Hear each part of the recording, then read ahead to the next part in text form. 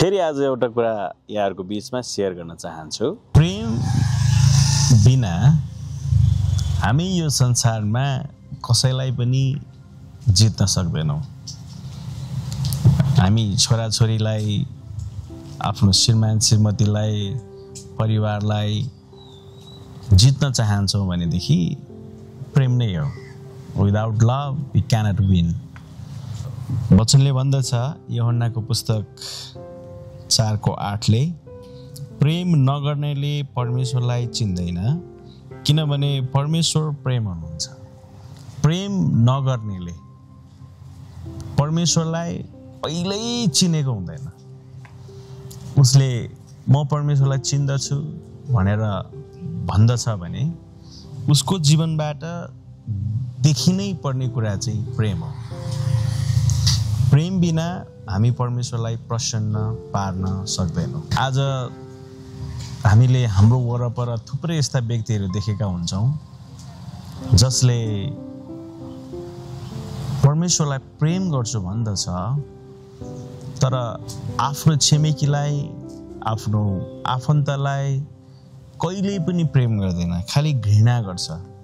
अनि उसले देखिएको भाइलाई प्रेम गर्न सक्दैन भनेदेखि मेरो प्रिय बाइबलले भन्छ उसले कहिल्यै परमेश्वरलाई भेटेको छैन, परमेश्वरलाई चिनेको नै छैन।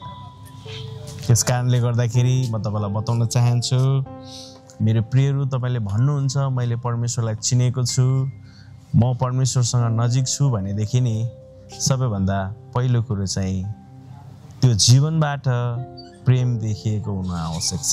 रोमीको पुस्तक 5:8ले पनि भन्छ, तर परमेश्वरले हाम्रा निम्ति उहाँको प्रेम यसैमा देखाउनुहुन्छ कि हामी पापी छँदै ख्रीष्ट हाम्रा निम्ति मर्नुभयो। कहिलेकाहीँ टेम्पटेसन आउँछ, त्यो मान्छे प्रेमको लागि योग्य हुनु पर्यो नि त, त्यो मान्छे प्रेमको लागि लायक हुनु पर्यो नि त। मेरो सोचभन्दा बाहिरको मान्छे, मेरो हृदयभन्दा बाहिरको मान्छे, मेरो चाहना र इच्छा भन्दा बाहिरको मान्छे, मेरो लगाई, मेरो खुवाई, मेरो बोलाइ, मेरो हिँडाइ, मेरो चालचलन भन्दा फरक प्रवृत्तिको मान्छेलाई म कसरी एक्सेप्ट गर्न सक्छु, म कसरी प्रेम गर्न सक्छु। अथवा हामी अर्को भाषा भन्छौं, यो मान्छे यस्तो भयो भने म प्रेम गर्छु, अथवा त्यो मान्छे यतिसम्म भयो भने म प्रेम गर्छु। हाम्रो प्रेम गर्नको लागि हाम्रो हृदयमा उनीहरुप्रति रिक्वायरमेन्ट हुन्छ। तर वचनले के भन्दछ, हामी पापी छँदै ख्रीष्ट हाम्रो निम्ति मर्नुभयो।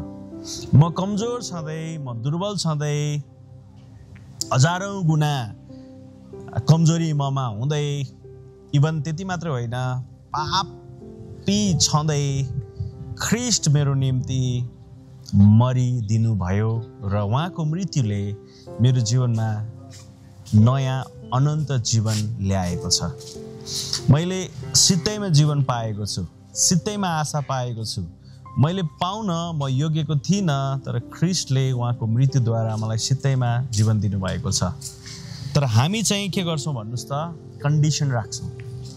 मेरो शिक्षासँग त्यसको शिक्षा मिल्दैन, मेरो थियोलोजीसँग त्यसको थियोलोजी मिल्दैन, मेरो एजुकेसनसँग त्यसको एजुकेसन मिल्दैन, मेरो जातसँग त्यसको जात मिल्दैन, मेरो कलरसँग त्यसको कलर मिल्दैन। देशलाई, जातलाई, भाषालाई, एजुकेसनलाई आधार बनाएर हामी प्रेम गर्छौं। तर प्रभुले न जात हेर्नुभयो, न रूप हेर्नुभयो, न भाषा हेर्नुभयो, न स्टाइल हेर्नुभयो, केही पनि हेर्नु भएन। हामी कमजोर छँदै, दुर्बल छँदै, पापी छँदै ख्रीष्ट हाम्रो निम्ति मर्नुभयो। अनि यदि परमेश्वरलाई मैले देखेको छु भनेर मैले भन्छु भनेदेखि नि ममा प्रेम हुन आवश्यक छ। र परमेश्वरलाई देख्न चाहने मान्छेले प्रेम गर्न आवश्यक छ। र परमेश्वरलाई चिनेको मान्छे प्रेम नगरिकन यो संसारमा बाँच्न सक्दैन। एफिसीको पुस्तक 5:1 र 2ले पनि भन्छ, यसकारण तिमीहरू प्रिय बालकहरू चाहिँ परमेश्वरको देखासेखी गर्नेहरू हौ। तिमीहरू प्रेममा चल, यसरी ख्रीष्टले पनि हामीहरूसँग प्रेम गर्नुभयो र परमेश्वरको निम्ति सुगन्धित भेटी र बलिदान भएर आफैलाई हाम्रा निम्ति अर्पण पनि गरिहाल्नुभयो। एफिसीको पुस्तकमा पौलले बताउन खोजेको कुरा के हो? प्रियहरू, बालकहरूको जस्तो मन लिएर परमेश्वरको देखासिखी गर्नेहरू हौ। परमेश्वरको देखासिखी गर्नु भनेको चाहिँ के हो भन्नुहोस् त? प्रेमलाई अनुकरण गर्नु, क्षमालाई अनुकरण गर्नु। प्रभु येशूले काल्भरीको क्रुसमा गएर भन्नुभयो, आफूलाई घोज्दै गरेको, घृणा गर्दै गरेको व्यक्तिहरूलाई देखेर, पिता यिनीहरूले के गर्दैछन् सो यिनीहरूले जान्दैनन्, यिनीहरूलाई क्षमा गर्नुहोस्। अनि परमेश्वर प्रेम हुनुहुन्छ। परमेश्वरले संसारलाई यस्तो प्रेम गर्नुभयो कि उहाँले आफ्नो एकलौटे पुत्र यो संसारमा दिनुभयो।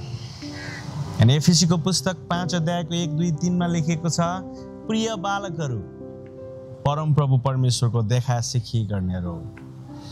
एउटा सानो बालकहरूले आफ्नो बुवा आमाको देखासिखी गर्छन्।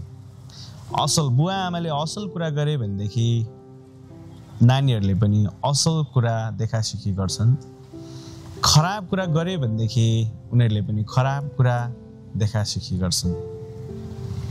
तर हाम्रो परमेश्वरले खराब गर्नु भएन, हाम्रो परमेश्वरले असल गर्नुभयो। अनि उहाँले गर्नुभएको असल कुराको देखासिखी गर्ने चेष्टा, प्रयत्न हामी उहाँको छोराछोरीले गर्न आवश्यक छ। उहाँले के गर्नुभयो? संसारलाई प्रेम गर्नुभयो, without any condition, without any demand. हामी जस्तो छौँ त्यही परिस्थितिमा उहाँले प्रेम गर्नुभयो।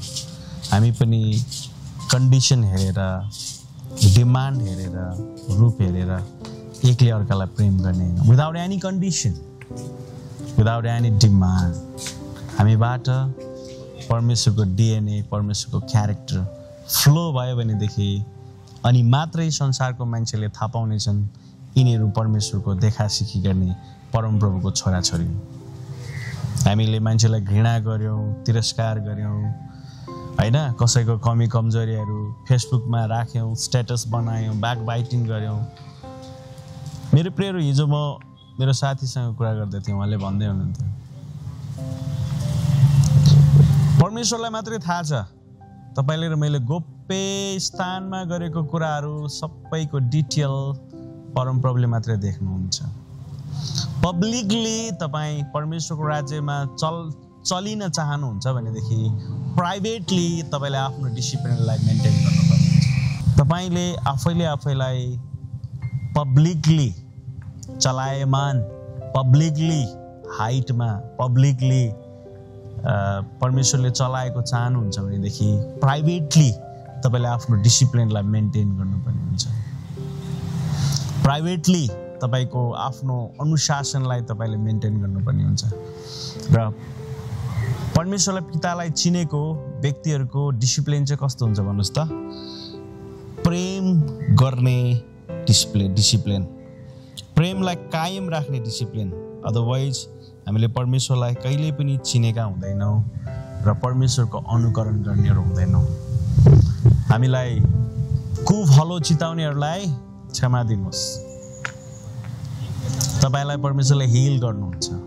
तपाईँको विरुद्धमा, तपाईँको अगेन्स्टमा आएकोहरूलाई प्रभु येशू ख्रीष्टको सामर्थ्यद्वारा तपाईँले क्षमा दिनुहोस् र तपाईँ असाध्यै नै आशिषित जीवनमा बढ्दै जानुहोस् र तपाईँलाई परमेश्वरले प्रशस्त प्रशस्त प्रशस्त आशिषमा बढाउनु हुनेछ र तपाईँको जीवन तपाईँले सोचेको भन्दा पनि मोर पावरफुल, अझै शक्तिशाली हुनेछ र तपाईँ हारेको जीवन होइन, तपाईँ जयवन्त जीवनमा प्रवेश गर्नुहुनेछ।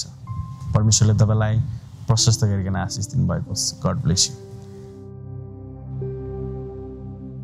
जय मसीह। हाम्रो सबैजनालाई जसको कोही छैन त्यसको परमेश्वर हुनुहुन्छ। जहाँ सूर्यको किरण पुग्न सक्दैन त्यहाँ मोमबत्तीको ज्योति अवश्य पुग्दछ। तपाईँहरूको सानो यो सहयोगले, तपाईँहरूको यो सानो यो सेयरले, लाइकले, फलोले यो भिडियो संसारभरि पुग्न सक्छ अनि मानिसहरू धेरै आशिषित हुन सक्छ। प्लिज यो भिडियोहरूलाई लाइक, सेयर, फलो गरिदिनु न। म विनम्र अनुरोध गर्दछु। धन्यवाद। जय मसी।